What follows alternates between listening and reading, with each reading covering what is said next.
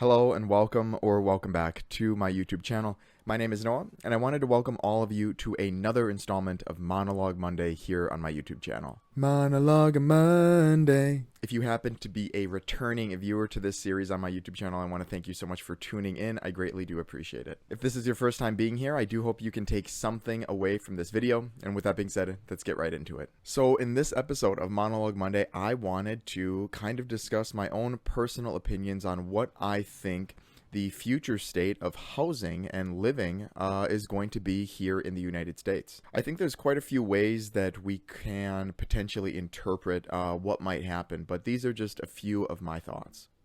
So the way that I look at housing here in the United States currently is that obviously there are a lot of apartments, and especially in big cities, and this is kind of bleeding into more rural areas as well, even in smaller cities like here in Wisconsin. And I think this trend is actually going to continue out through the next 10 to 30 years, whatever it is.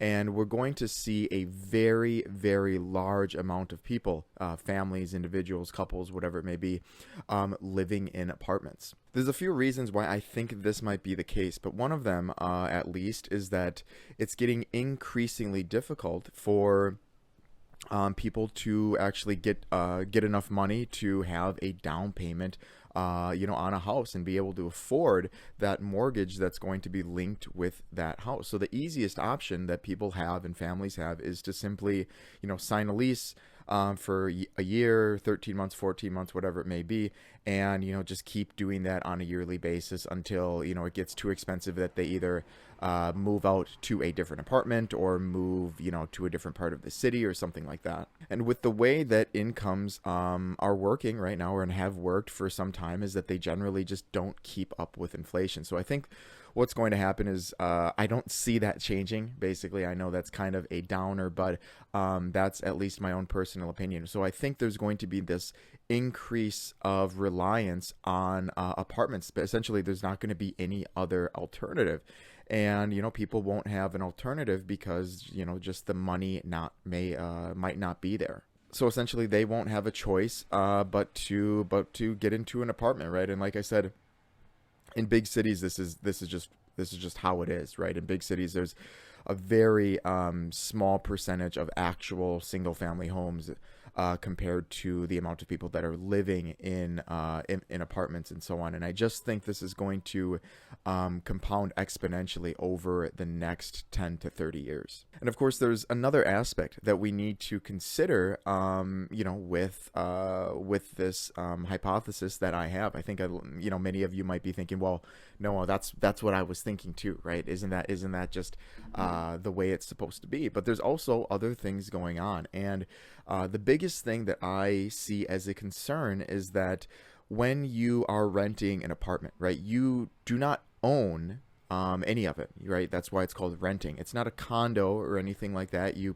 sign a lease, sign a contract saying you're going to rent out this unit, and you are going to be able to stay in there for the next year, assuming that you make all of your payments, right, and you abide by the rules and so on.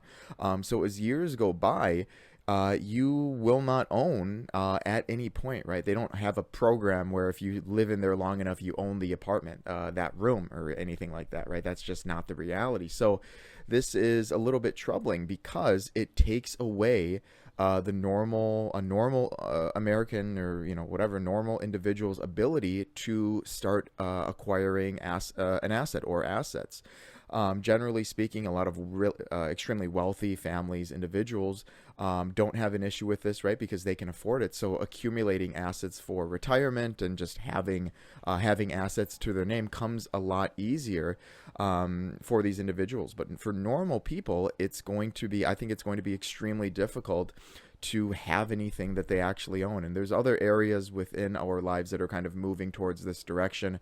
Software as a service, you only get it for as long as you pay it. You're never going to own it outright, which is also troubling as well. But I think the same goes for apartments here, where the majority of people, a huge portion of the population, are going to be in apartments, and essentially they won't be able to save because all of this money is going into the cost of living, their goods, and some of their entertainment and so on. So they won't be able to save enough for a house or be able to afford a house.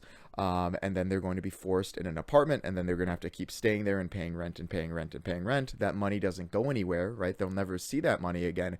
And it's just going to be this negative cycle of people, the ownership that people had, in previous generations is going to go away. So another aspect of this that is very similar as far as the living circumstances go is that I think we are, and I think we're already seeing this, but I think there's going to be an increasing amount of households, actual single-family houses, that have the entire family still residing there even after the kids turn 20, 25, 30, whatever it may be. And I think this could be, it might happen for a couple reasons. I think the biggest one, obviously, is that if people wake up and they realize that with their current income, it's going to take them forever to, assuming nothing goes wrong, right? But it's going to take them a very, very long time to even have enough money for a down payment on a house, let alone, furnish it and pay for work that needs to be done, and all of that kind of stuff. So they are going to essentially bite the bullet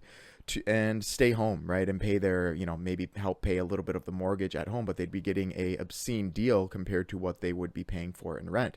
And they'll do this for some time before they are actually financially ready to take on the endeavor that owning a house is. I believe I read a statistic, at some point recently within the last couple of years or so, where about a third, 30%, of individuals 18 to 30 are actually still living with their parents. So I know that stat maybe gets a lot of heat from some individuals, claiming people, are lazy or they're, not trying hard enough to have more money and stuff like that. But I think there's two sides to that coin. I think that's certainly true for some individuals, but generally speaking, wages here in the United States aren't really that high. I've gone over that in previous videos. The median income for an individual is just not that high, and you factor in living, an apartment, a car, all of the other stuff, and you're not really left with much left over. So I think another aspect, not only are more people are going to be in more apartments. I think that's I think everybody can kind of agree on that, but I also think there's going to be an increase in the amount of people who are going to just decide to stay at home even after graduating college and working for a while, being able to assess the situation and realize that they're not going to be making six figures in the next year. So why wouldn't I just stay home and save as much money as I can, and then finally get into a house when I'm good and comfortable. So I think that's going to be kind of an interesting dynamic to see, these type of statistics in the next 10 to 30 years of, the amount of people that decide to kind of take over their parents' home rather than going out to get a new one, and, how potentially the reliance on apartments is going to, keep a huge chunk of the population basically a subscriber to home ownership for life. Another difficulty that I think hold a lot of individuals back from getting into home ownership, right, building equity into assets and just having their own place, is that a lot of the neighborhoods that are being constructed do not have cheap houses being built in them, right? They have, $400,000, $500,000 plus houses being built or nothing at all. Now, I don't personally know why this is, if the city has a say or if, the HOA has any kind of input. I am not too familiar with any of that. Maybe if you are, you can let me know in the comments of this video. But that's something that I think is definitely a difficulty, is that if the homes were built cheaper, they might be smaller, sure, but if they were built if they were scaled down a little bit, not everybody needs a 3-car garage, for example, maybe more people would be able to get involved with him. But the issue is that the homes that are being built, whether that be a custom home or, a contract home, are just completely out of the price point that normal people can comfortably invest in. For this reason, there are companies that have kind of made kind of a name for themselves recently in the last 5 years or so, where they are actually manufacturing houses in warehouses, right? So they're not bringing all the materials to the job site and building. They're building the houses in a manufacturing warehouse and then driving them out and then putting them together. This has become popular. I do have to admit, it's not something that I have really seen, either in Wisconsin or in Austin, just because I don't know, similar to the difficulty that I just mentioned, I don't know if they're really allowed in a lot of areas. They might be only allowed in areas that have, trailer parks, like mobile homes type of things. I'm not entirely sure, but it would be kind of interesting to see if eventually in the future more neighborhoods were kind of designed around accommodating these types of houses. And I think it would be huge, because it would still give a lot of normal individuals, non six-figure individuals, the opportunity to have a place for themselves to call their own, and actually start building equity in assets. But there you go. Those are a few of my thoughts as to what I believe the future might entail as far as housing and living circumstances go.